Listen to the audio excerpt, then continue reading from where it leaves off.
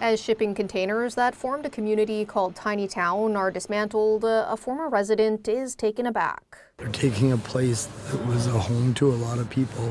He's one of more than 100 people who moved through the temporary housing facility, which opened next to Royal Athletic Park in 2021. It helped a lot of people.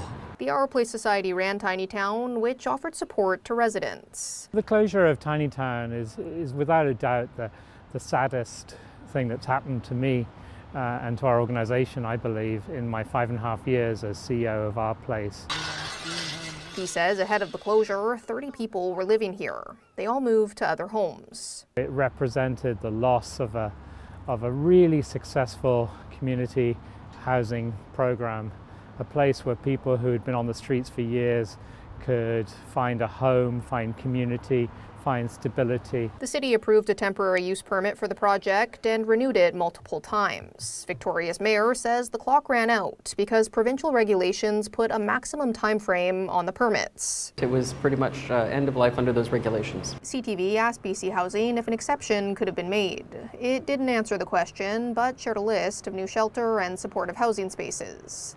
BC Housing is moving the shipping containers to New West, where they'll be used for a similar project. I would love to have seen it in a different part of the region, and I don't know whether or not BC Housing explored that. That's obviously not within our purview, but certainly there is a lot of need in the Capital Regional District. For now, the space will go back to being used for parking.